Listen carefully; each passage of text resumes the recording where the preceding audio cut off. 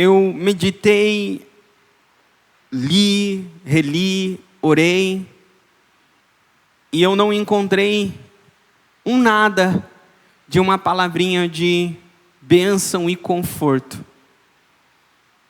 A única coisa que veio dessa palavra é: toma cuidado, toma cuidado.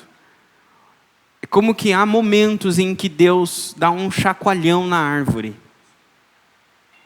Dá um chacoalhão na árvore para que a árvore possa crescer.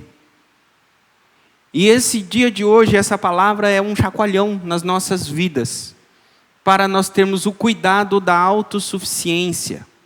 Nós viemos falando de estarmos vazios de nós mesmos e nos enchermos de Deus. E hoje nós vamos falar de outra realidade, mas que deve ser dita também.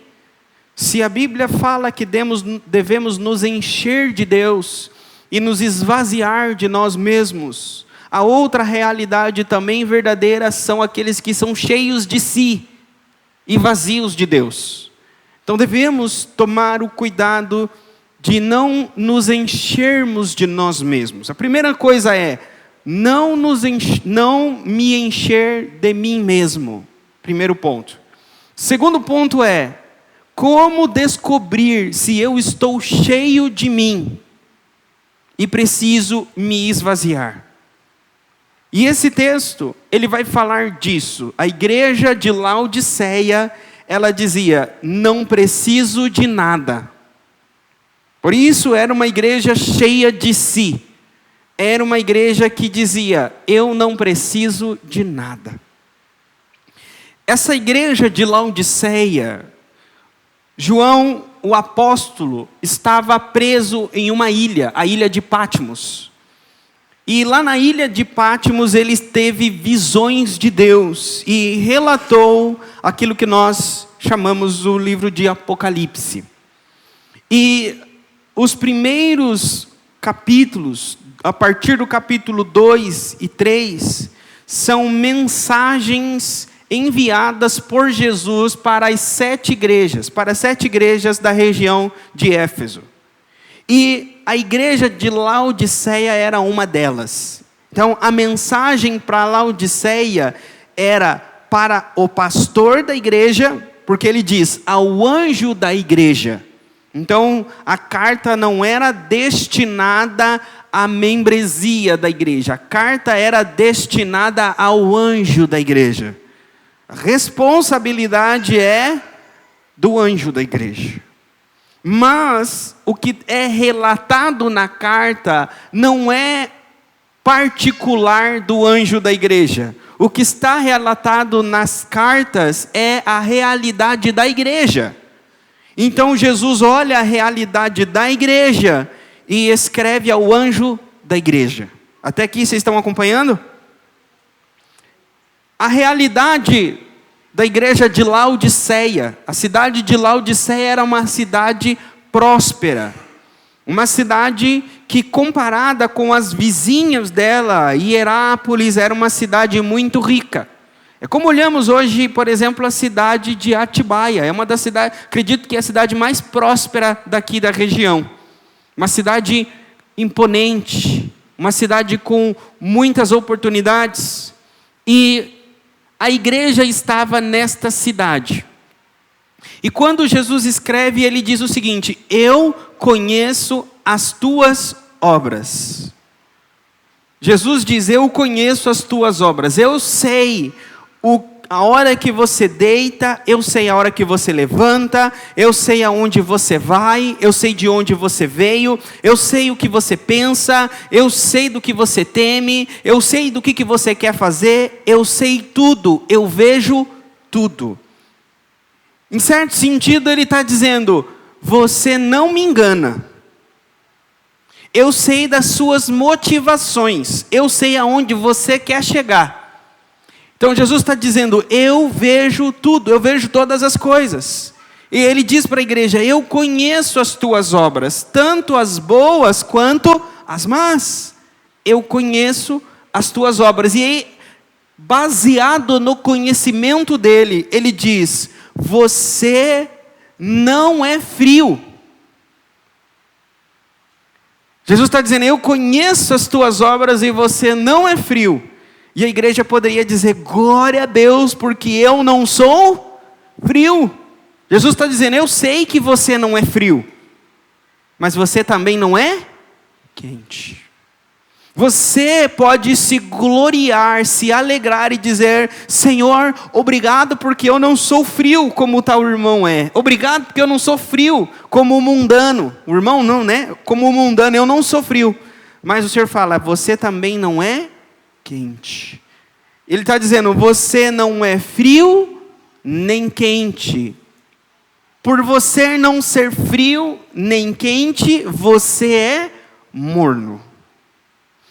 Essa mornidão, quem diz é o próprio Jesus. Jesus que diz que a igreja é morna, a igreja da Laodiceia. Não é o pastor, não é o mundo, é o próprio Jesus que identifica a mornidão. E ele diz, por vocês, aí ele diz, você é morno, e você diz a si mesmo, eu sou rico e não tenho falta de nada.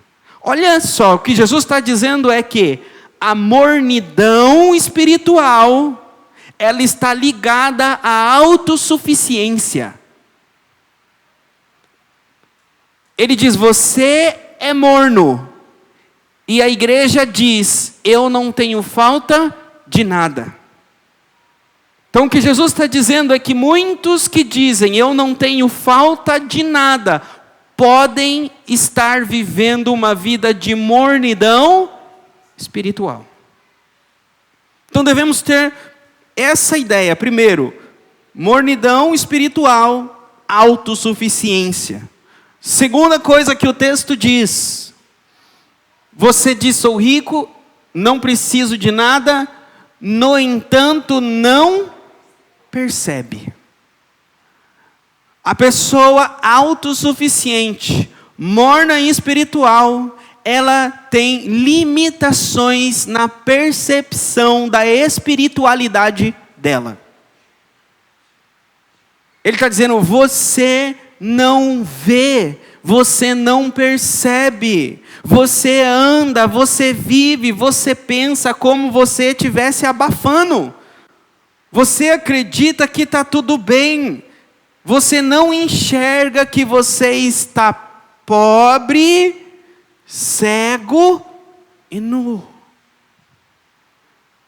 Então, o perigo de não identificar espiritualmente o nosso estado espiritual. A Bíblia, ela é clara para que nós possamos ser felizes, para que nós possamos viver na presença de Deus, temos que ter a capacidade de olhar, ter o termômetro espiritual da nossa vida. Porque há um perigo de nós acharmos que está tudo bem conosco, e na verdade não, e nós estarmos enganando a nós mesmos. Então, quero tocar nesse ponto com vocês também. E depois ele continua, você é infeliz, miserável, pobre, cego e nu, pode passar o próximo, e aí ele dá um conselho. O conselho é, compre de mim. E ele cita aí três especiarias, ou três coisas que a igreja tinha que comprar: ouro, vestes e colírio.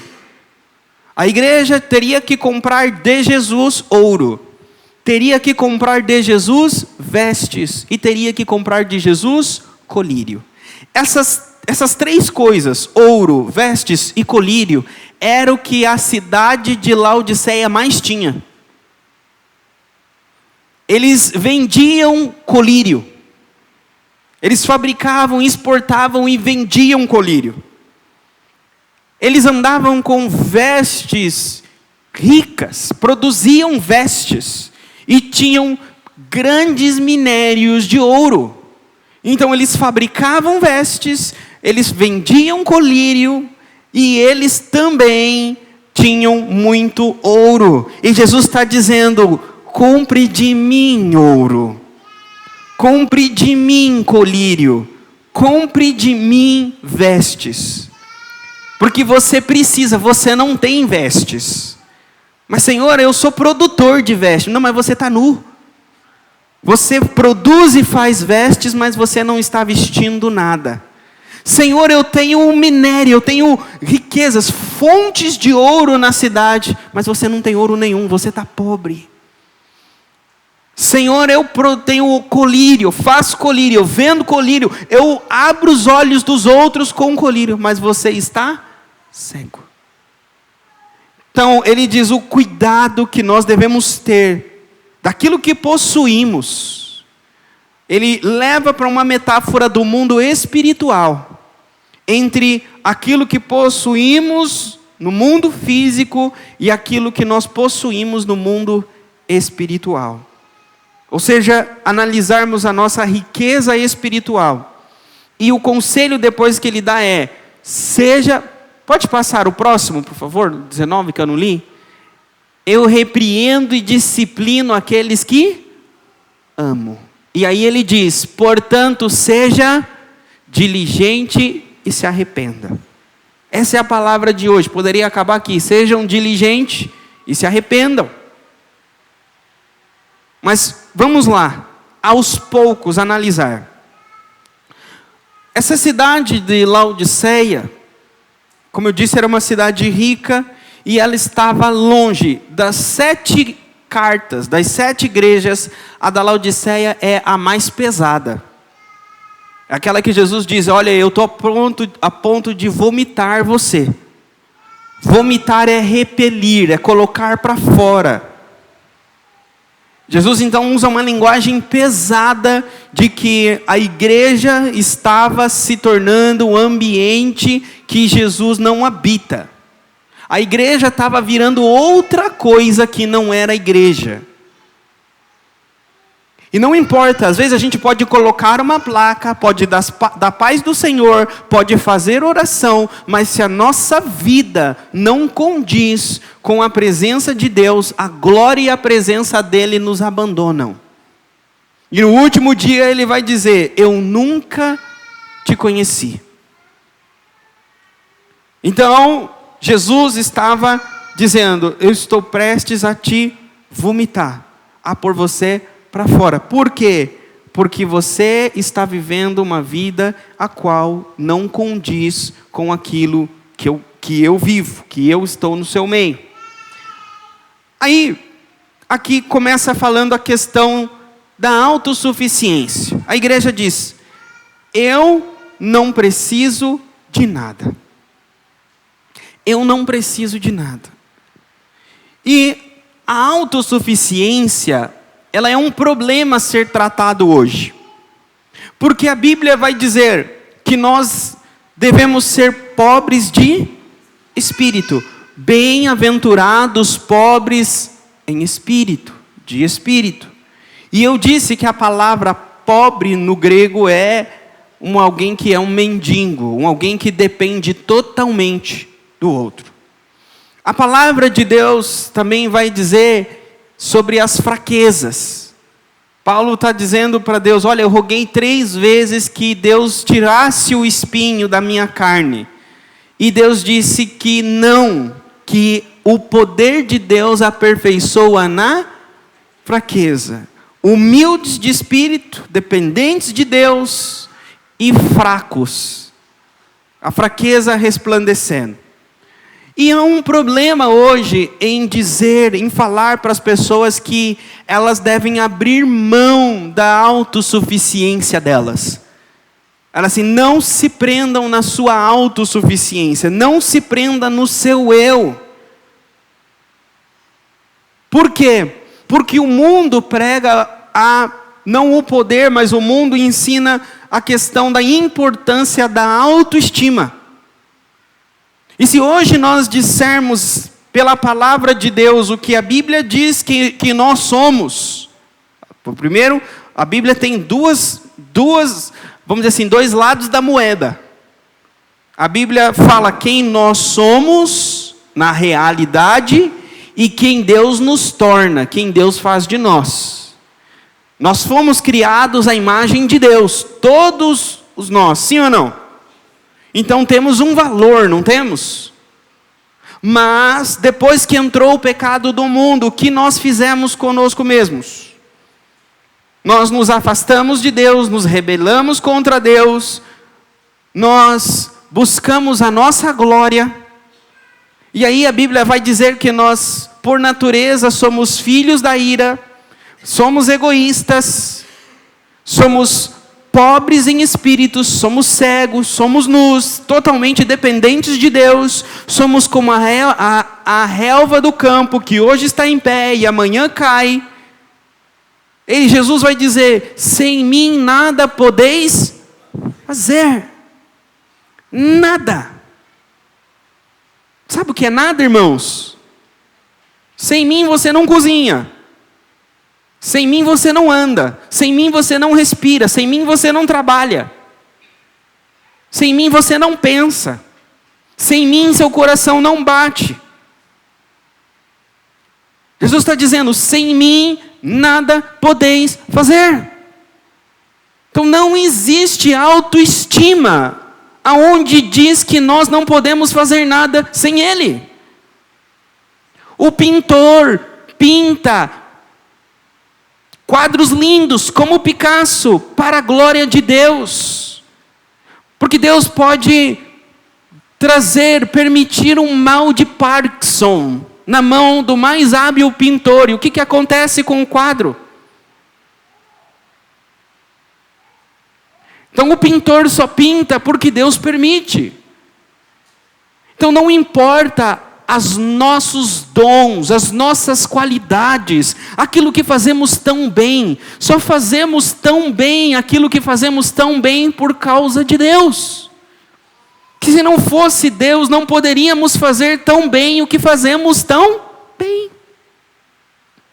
Então, vamos tratar da questão da autoestima, irmãos. A autoestima, eu quero falar com vocês da autoestima e da estima do alto. Existe uma diferença entre a autoestima e a estima do alto. E eu quero ensinar para vocês que entre o cristão, quem é o cristão, pastor? É aquele que nasceu de novo, que é filho de Deus e vai morar no céu. É aquele que anda aqui na terra como peregrino e a cidadania dele é celestial. Ele só está esperando ele morrer e ser levado para Jesus, ou Jesus voltar e ele ser levado para Jesus. Mas enquanto ele está nessa vida, nessa terra, a vida dele é uma vida peregrina e de passagem. Logo, a cidadania do cristão está no céu, então ele é um cidadão celestial. Logo, o cidadão celestial não tem autoestima. O cidadão celestial tem estima do alto. A autoestima não é uma coisa para crente. A autoestima é algo que o mundo usa, é uma ferramenta do mundo. É uma ferramenta. Quando eu digo ferramenta do mundo, eu não estou dizendo, irmãos, que é um pecado. O que eu estou dizendo é que é algo que o mundo criou, as pessoas que não conhecem a palavra, para eles tratarem dos problemas deste mundo. Vamos lá. Primeiro, a autoestima, a palavra auto vem do si, do eu. Então, um automóvel é algo que move-se por si mesmo. Auto vem de automático, de si. Então, a autoestima é uma estima do eu. Não de doer, do eu de mim mesmo. Então, a autoestima é eu elevando a minha própria estima. Certo? Agora, vamos lá. Essa autoestima, essa estima do eu, quando a pessoa lá no mundo, ela utiliza essa autoestima, a autoestima dela ela é organizada, ela é influenciada por fatores externos. Por exemplo, imagine, né, quando se fala de autoestima, é pensar o seguinte: poxa, olhe as suas qualidades, olha o que você tem, olha o que você faz. E uma pessoa com baixa estima, ela vai falar: poxa, eu não faço isso tão bem, eu não faço isso tão bem. Não é mais ou menos assim? Então imagine que tem Alibaba e os 40 ladrões. Aí um dos 40 não rouba tão bem quanto os outros 39. E ele está com baixa autoestima. Porque entre os 40 ladrões, ele é aquele que tem menos qualidades de furto. Ele é o menor gatuno. Ele não tem tanta esperteza. Então, poxa vida, ele fala assim: eu estou com baixa autoestima. Por quê? Porque aqueles do meu meio roubam melhor do que eu queria roubar melhor. Eu estou com baixa autoestima porque no meio do morro eu sou aquele que menos trafica. Eu sou aquele que tenho menos um currículo de ser preso. O que eu quero dizer é o quê? Que a nossa autoestima é influenciada pelo meio que a gente vive. Se tem um lugar onde as pessoas que são consideradas por aquele meio, por exemplo, na África, vocês já viram aquela tribo que as mulheres usam aquelas argolas e tem um pescoço bem comprido? Então, nessa tribo, uma mulher com baixa autoestima é uma mulher que tem um pescoço curto. E ela vai ficar triste, deprimida, porque ela não tem um pescoção.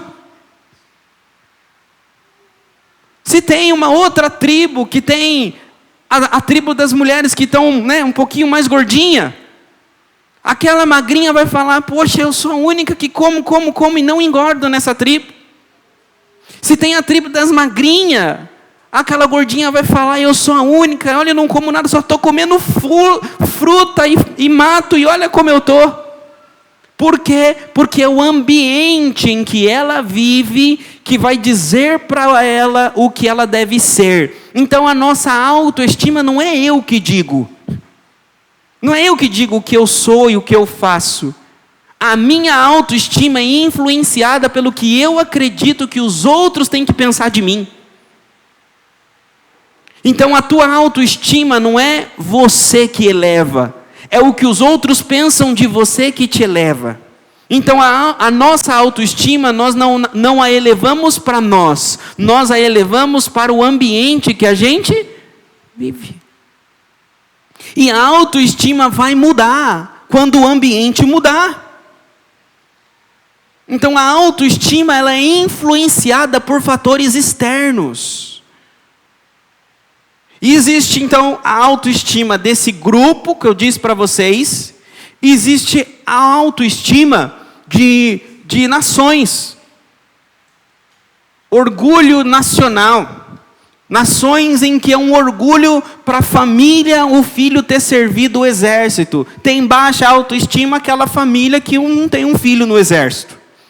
Como era na Bíblia, por exemplo, o orgulho a mulher ter um filho homem. Lá está Ana chorando porque não podia ter um filho. Raquel, as mulheres elas choravam por quê? Porque queriam ter um filho homem. Então a baixa autoestima está relacionada àquilo que nós valorizamos, mas nós não valorizamos porque é valoroso para nós. É o valor em que o meio em que nós estamos ambientados diz que é valor. Vocês estão entendendo? Sim ou não? É muito importante que vocês entendam isso. Sabe por quê? Porque nossos valores são manipulados. Quem já ouviu falar de propaganda de televisão? Não passa uma propaganda na televisão dizendo o que é bom, o que é certo, todos deveriam ter isso, todos deveriam ter aquilo, se você vivesse assim você seria mais feliz, se você vivesse daquele jeito seria mais feliz. E aí o povo começa a procurar procurar aquilo, comprar aquilo, procurar aquilo, comprar aquilo. E aí um chega e fala: nossa, o que é isso, vizinho? Rapaz, eu vi na televisão, eu comprei, não é que está dando certo? É bom demais. Aí na outra semana o outro vizinho. E você: eu comprei também, está sendo bom para mim. Aí vai o outro. Aí em uma semana você conversou com 10 que comprou aquilo. Você já fala: eu preciso ter também. Ou já chega em casa e já cutuca o marido: ó, a fulana lá tem. Fulana lá comprou, fulana ali fez. Ou o marido para a mulher: fulana lá começou a fazer isso. Fulano lá começou a fazer aquilo. Nós baseamos as nossas coisas por comparação. A autoestima compara. Não tem como você trabalhar a autoestima se não comparar. Toda a estima é necessária comparação. Seja a estima a autoestima ou a estima do alto, é necessário comparação. E a comparação é perigosa. Ela é uma espada de 2 gumes. Temos que aprender a comparar. Então, por que tratar da autoestima? Porque eu quero que vocês desçam do salto. Porque eu quero descer do salto. Eu não quero me preocupar o que as pessoas vão pensar de mim. Eu quero viver para Deus e eu quero me preocupar o que Deus vai pensar de mim. Então o cristão, ele não precisa se preocupar com a autoestima. Por quê? Porque se o cristão realmente entendeu quem ele é em Cristo, olha, nasci de novo, agora sou um cristão, você venceu a autoestima. Não importa o carro que você tem, não importa o emprego que você tem, não importa a formação que você tem, não importa nada o que você é, o que você possui. Se você nasceu de novo, você não precisa se preocupar com autoestima. Imagine, irmãos, você tratar uma modelo que sempre ganhou o pão dela e se preocupou com a aparência física. E agora, devido a uma queimadura no rosto, ela está deformada.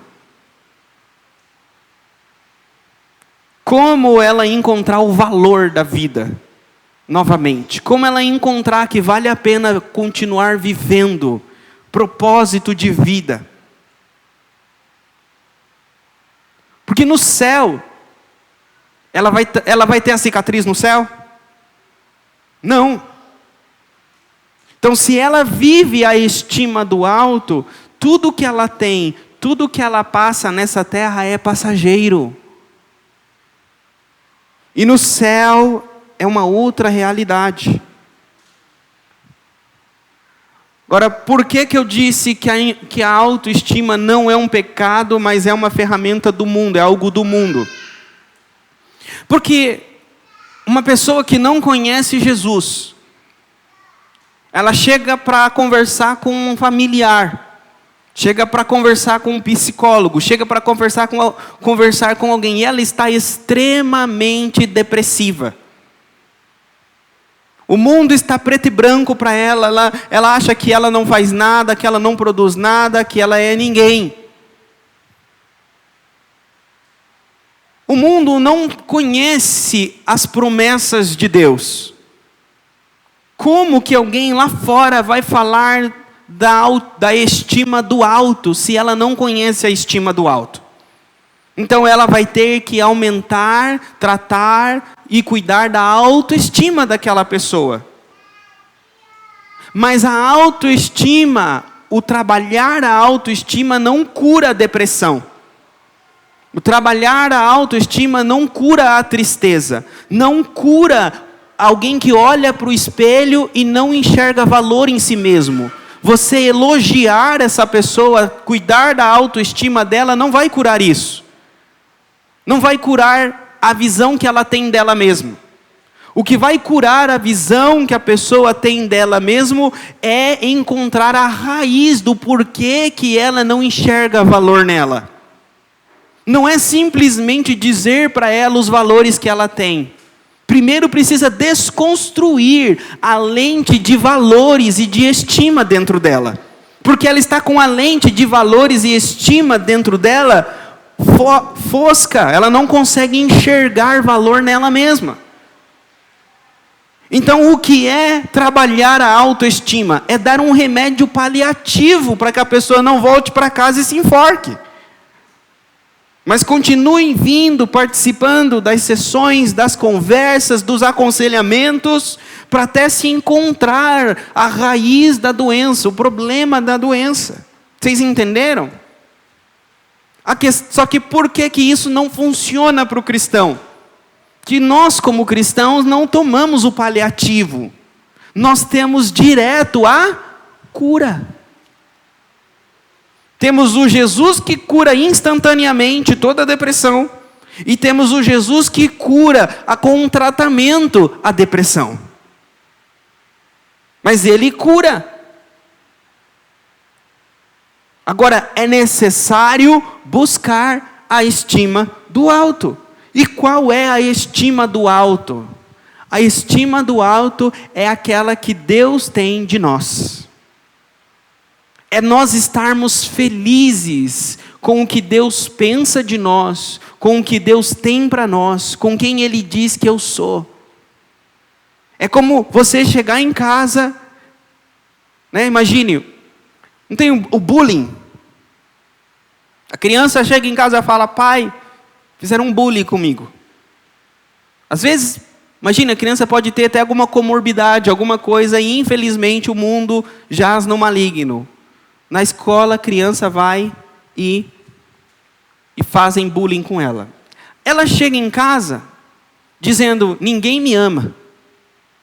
Eu não sou bonito. Eu não tenho nada, eu não sou, eu não faço. Por quê? Porque falaram. E aí o pai olha e fala assim: você é lindo. Você é meu filho. E para mim, você tem muito valor. E agora o pai vai ensinar essa criança o valor que ela tem. Vai ensinar essa criança porque ela é amável. Não é simplesmente porque eu sou seu pai e eu sou obrigado a te amar. Não, você é amável.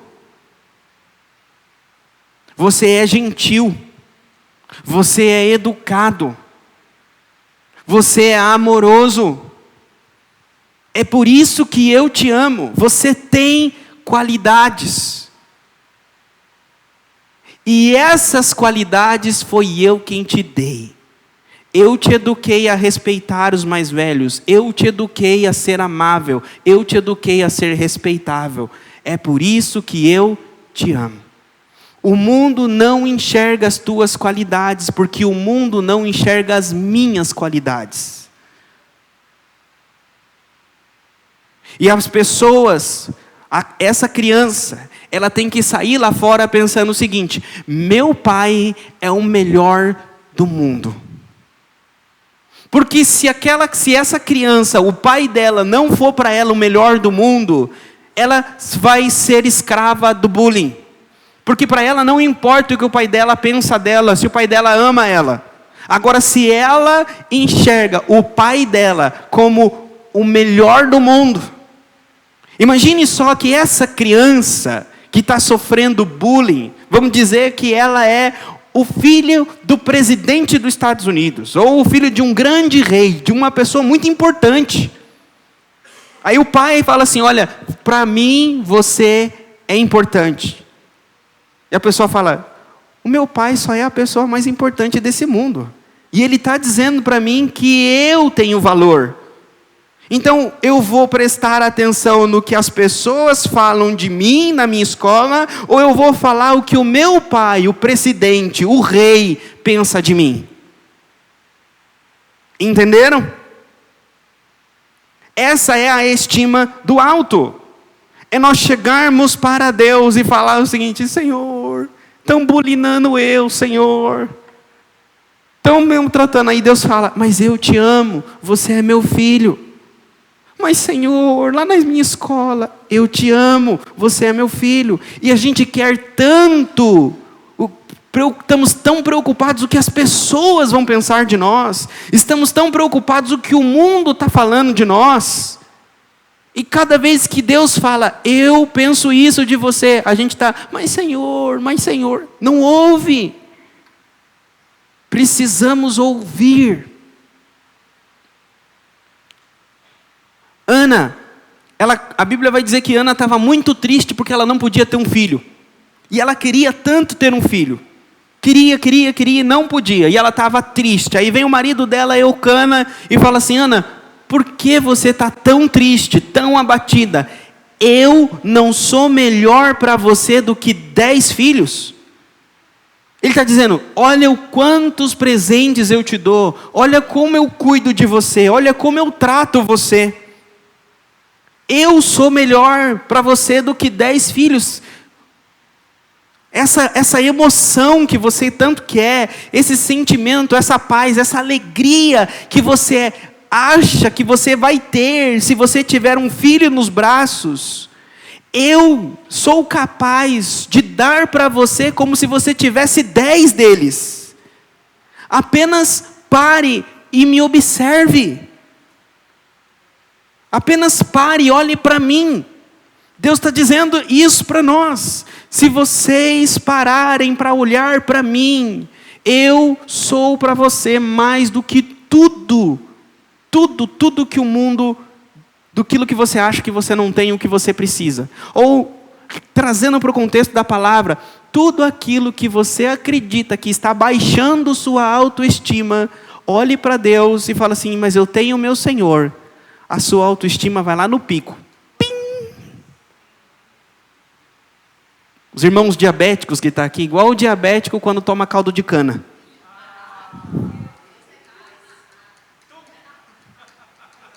Morre, não morre? Então, quando chegamos para o Senhor, desse jeito, diabético, falando, Senhor, Senhor, Ele fala, toma o meu caldo de cana, filho. E aí nós morremos para o mundo. Morremos para aquilo que o mundo pensa de nós.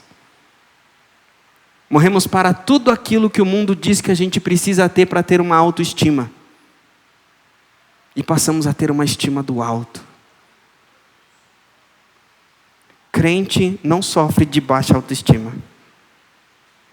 Crente que sofre com baixa autoestima é porque não conhece as riquezas que estão guardadas para ele em Cristo Jesus, disponíveis hoje. É só usar. Então, a igreja de Laodiceia, ela tinha uma autoestima muito grande. Porque ela fez tudo o que ela podia fazer para elevar a estima dela. Então ela dizia, eu não preciso de nada. A igreja de Laodiceia não sofria com autoestima. Mas ela não tinha estima do alto. Na verdade, lá no alto, ela estava com baixa autoestima. E o problema dela é que ela se tornou morna.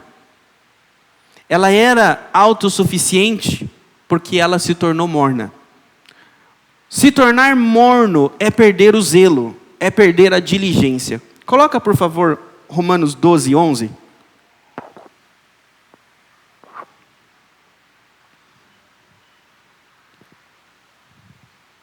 Romanos 12, 11. Nunca falte a vocês o zelo, antes sejam fervorosos no Espírito, servindo ao Senhor.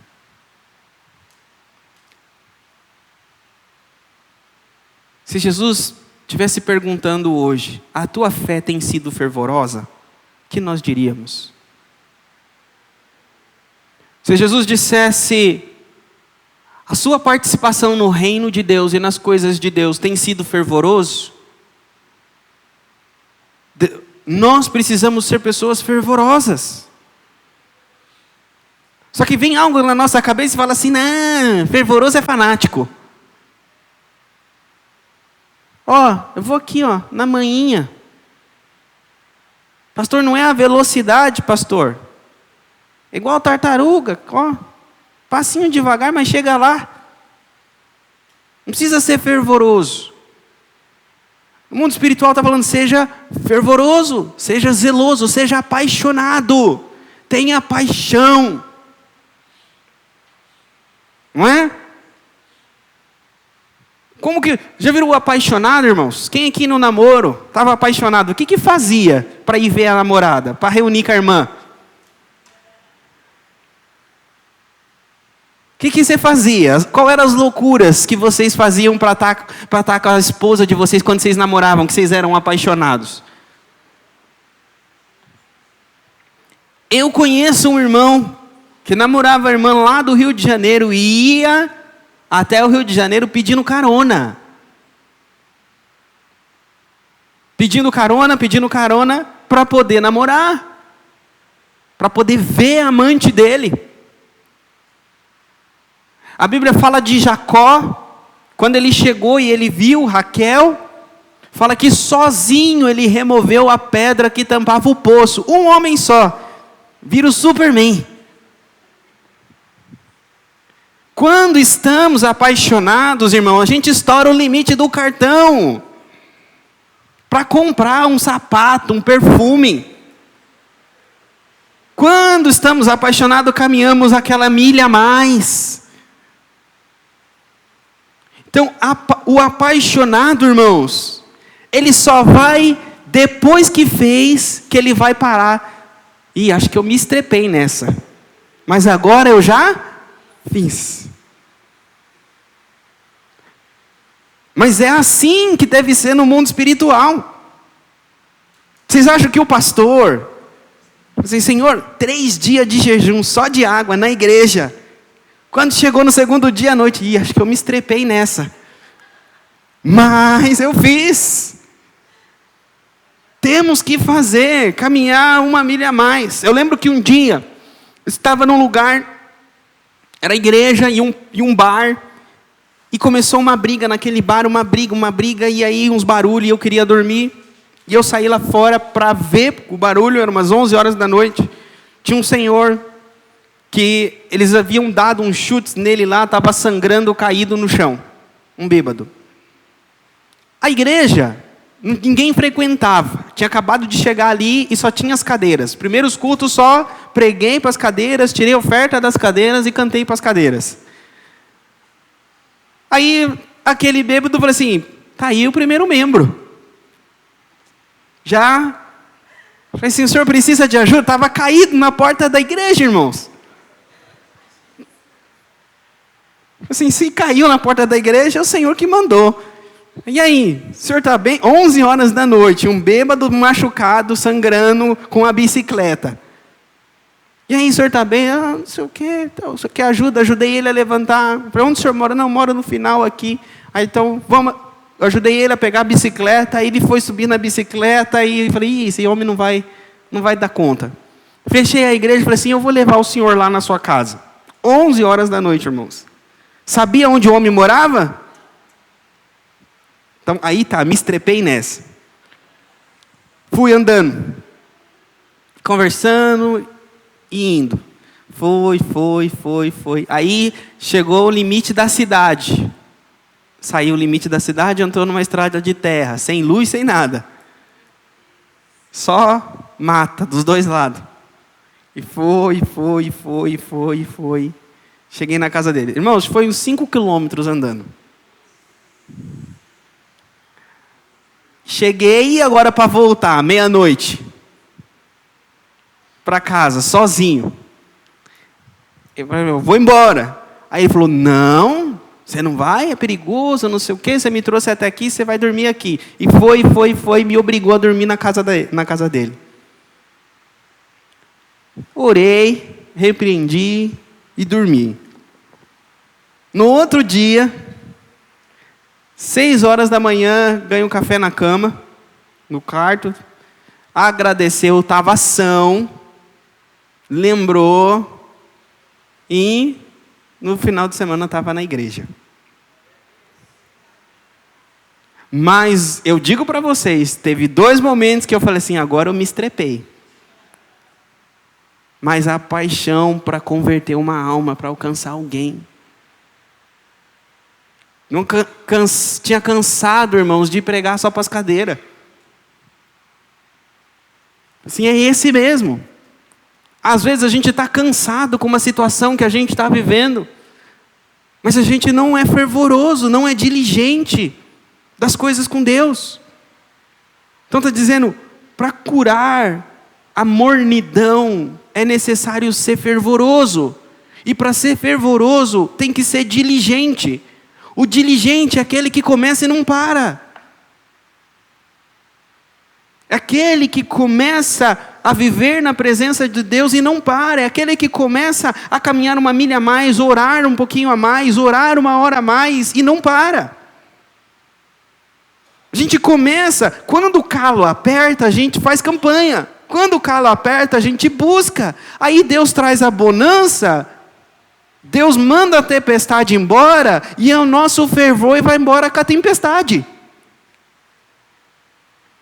Aí chega a bonança e junto chega a mornidão. Deus só falta Deus falar assim, é esse, né? Chega um anjo e fala assim, Senhor, esse aí é só na base da pressão. Esse é só na base da tempestade. Às vezes algum de nós pode olhar para assim, pastor, estou há tanto tempo, que tempestade é essa, pastor, que não passa? Pastor, irmão, quanto você não ficar fervoroso, a tempestade não vai passar. É necessário ser fervoroso e diligente. E o que é ser fervoroso e diligente? É comprar de Jesus.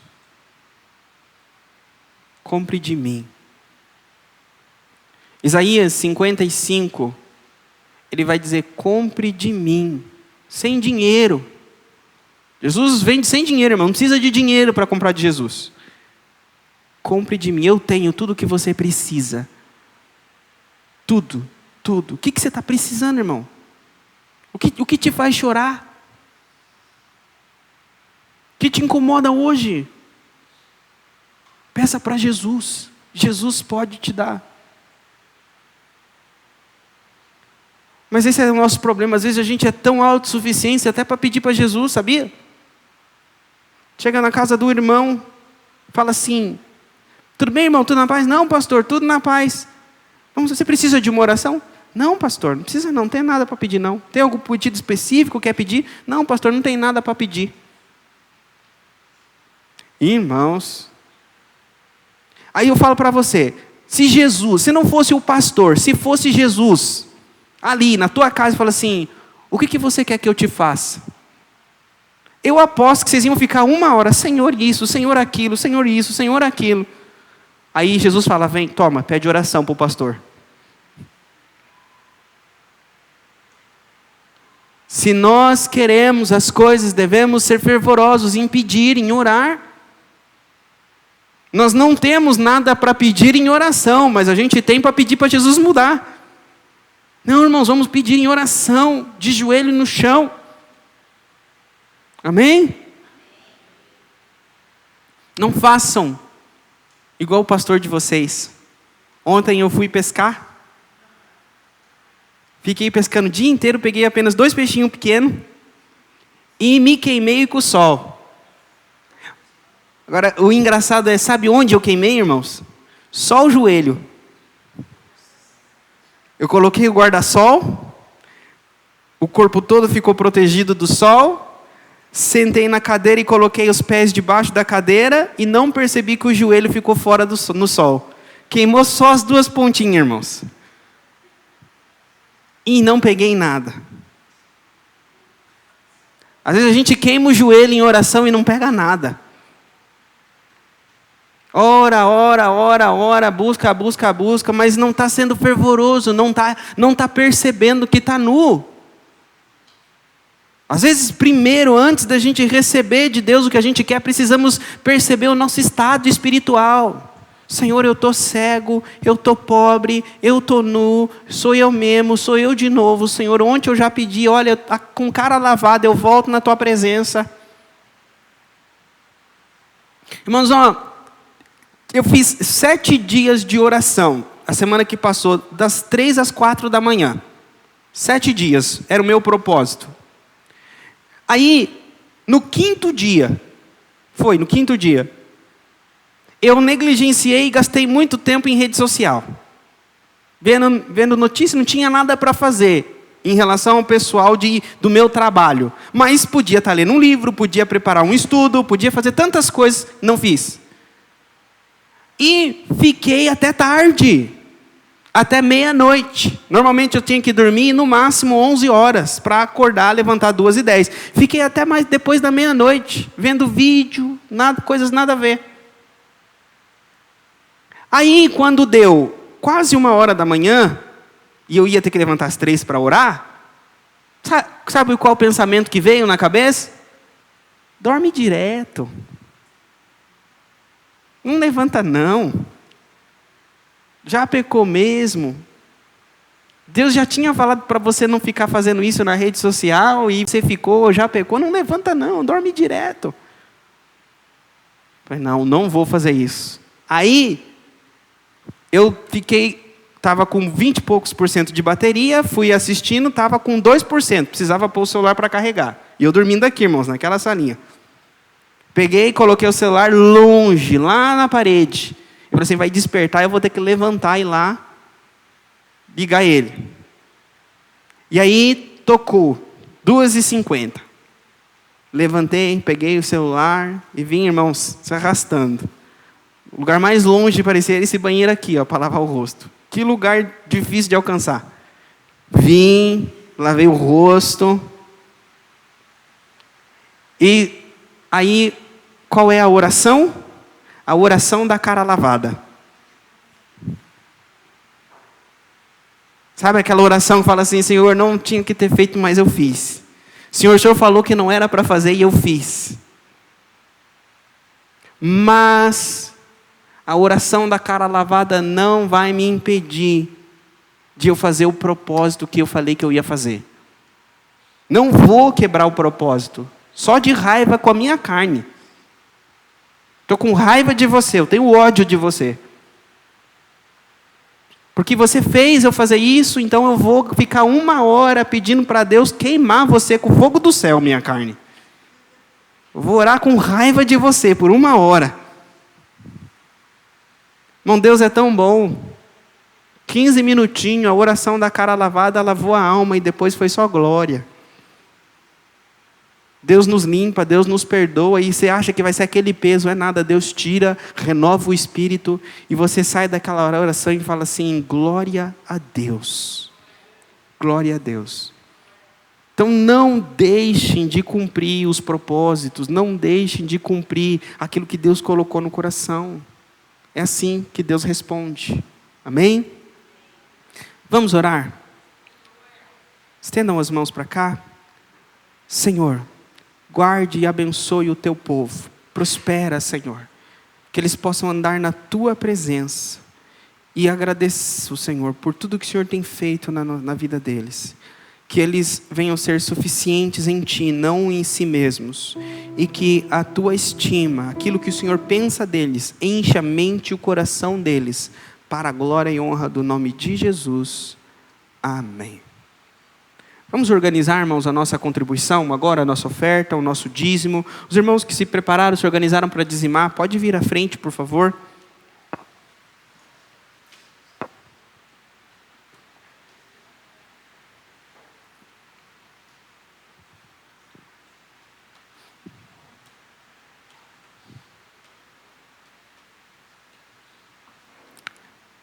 Glória a Deus.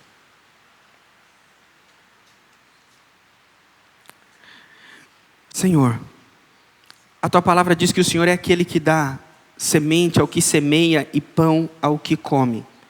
Prospera esses irmãos, abençoa, Senhor, cada um deles. Essa oração não é somente para esses que estão aqui na frente, Senhor, mas cada um dos irmãos que aqui está. Que o Senhor cuide, prospere, guarde a saúde, clientes.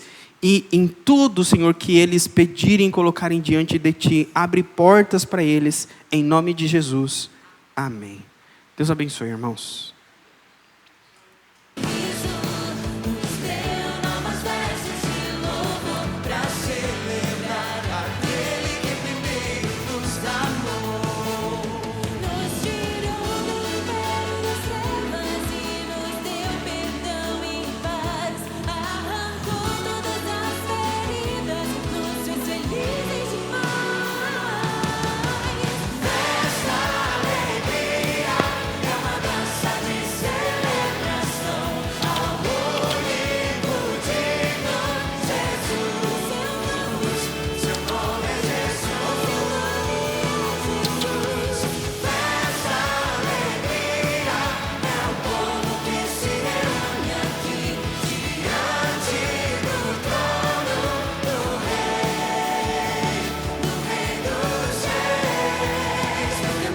Aleluia. Queridos irmãos, ótima noite, paz do Senhor.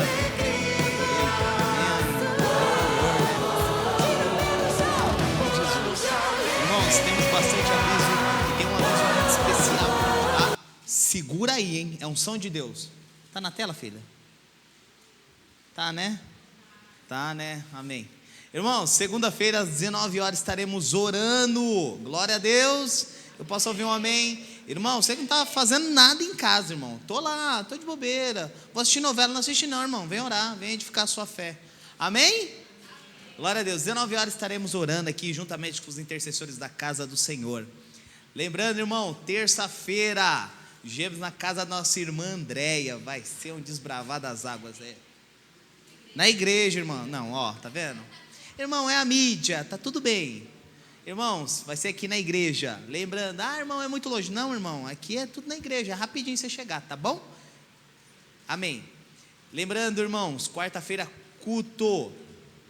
Tem o Projeto ID, quarta-feira, né? Quarta-feira o Projeto ID. Se você ver, irmãos, não tem os obreiros aqui, só tem o pastor, irmão, tá tendo culto normal. O pastor prega, ele louva. Amém, ele louva e faz as ofertas, irmão. É os 3 tributos do Senhor. Amém? Glória a Deus. Irmãos, domingo às 18h30, culto da família. Você que está com a sua família, traga para a gente fazer o desbravar das águas do Senhor. Amém? Lembrando, dia 16/3, lembrando, no próximo domingo, irmão. Esse daqui eu vou contar, irmão, porque Jesus mandou o recado para mim. Irmão, quando Jesus, eu vou dar um recado para vocês. Quando Jesus te dá o recado e dá uma missão, não joga para o outro não, meu irmão. Vai por mim, não faz isso não. Jesus vai te dar todo o aparar. Irmão, eu tentei jogar para um, para outro, não deu certo. Não deu certo, né? Né, Dudu? Não deu certo, né, filho? Não deu certo. Irmão, dia 16 agora é o aniversário da nossa regional Mandaqui. O culto começa lá às 10 horas da manhã. Eu vou estar saindo da igreja, irmão, aqui da igreja, às 8h30 da manhã. Quem quiser, irmão, tem vaga no meu carro. Quem quiser ir, pode me procurar no final do culto para a gente ir junto, às 8h30. Por que, irmão, é tão cedo? Irmão, a igreja é grande e vai muita gente. Então, vamos chegar cedo, ficar em paz lá, cumprimentar, conhecer que é enorme. A gente vai ficar lá na galeria, lindo. Então, às 8h30 da manhã estarei saindo aqui, domingo agora, o próximo domingo. Amém? Lembrando, o chá da Ufebrac. Mulheres, digam glória a Deus. Eita, esse é o povo que essas mulheres vão morar no céu. Irmão, chá da Ufebrac vai ser dia 29, né, filha? Não mandaram, né? Dia 29, né? Dia 29, às 17 horas, irmãos. Vamos ter o chá das mulheres. Eita glória! Irmãos, no final do culto, mais informações, procura a Sara. Sara é a esposa do pastor, pode procurar ela, amém? Irmãos, e domingo, ó, pensando no domingo já. Sábado agora, o encontro dos jovens, é um encontro, irmãos, é bem bacana, vai ser às 20 horas, vai ser bem bacana. Quem foi no Submersos, irmão, se aquilo é bom, o que Jesus vai fazer conosco é melhor ainda. Então, 20 horas aqui na igreja, tá? Sábado agora. Não, esse já falou, né? Deixa eu ver. Isso.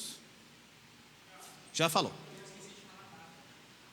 Irmãos, o primeiro encontro que o pastor falou, do batismo com o café, vai ser dia 30/3, às 9 da manhã. Lembrando, a gente vai mandar algumas informações lá no WhatsApp, fique esperto. Amém? Lembrando, irmão, vai vir uma frente fria. Tomem cuidado. Porque o sistema imunológico baixa da noite para o dia, então fortalece aí. O que eu indico? Beterraba, irmão, e cenoura. E acerola, irmão. Estou tomando todo dia, está sendo uma benção. Amém?